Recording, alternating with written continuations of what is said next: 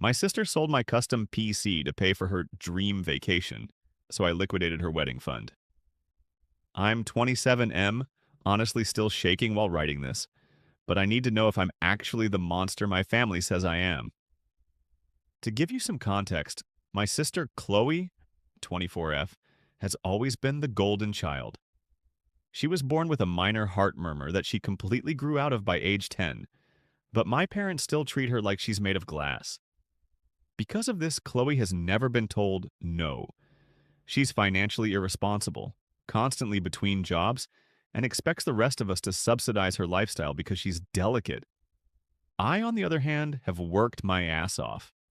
I'm a software engineer and spent the last 2 years building my dream workstation. It wasn't just for gaming, it was a high-end rig with a liquid-cooled 4090 128 gigabytes of RAM and custom-etched glass. It cost me roughly $6,000 and countless hours of labor. Last month, I went on a 10-day hiking trip.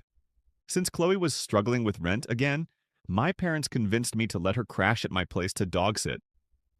I figured, what's the worst that could happen? When I got home, my desk was empty. Not just the PC, the monitors, the mechanical keyboard, and even my ergonomic chair were gone. I panicked, thinking I'd been robbed, until I saw Chloe sitting on my couch scrolling through Instagram on a brand new iPhone. I asked her where my setup was. She looked me dead in the eye and said, "Oh, I sold it to a guy on Marketplace. I really needed the money for my bachelorette trip to Tulum. It's just a computer, OP. You're rich, you can just buy another toy."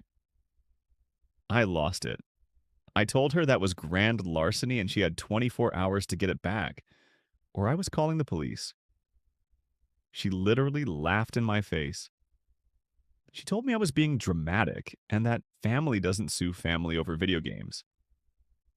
My parents even chimed in on the group chat, saying I should be the bigger person and that Chloe deserved a nice trip before her wedding this summer. That's when I realized they weren't going to hold her accountable. So I decided to hold myself accountable. The nuclear option. About 3 years ago, our grandmother passed away. She left a modest sum of money, $15,000 in a joint brokerage account that I managed for both of us, intended to be our life milestone fund. Chloe's half was explicitly earmarked for her wedding. Because she's a disaster with money, the account was legally in my name with her as a beneficiary upon her 25th birthday, which hasn't happened yet.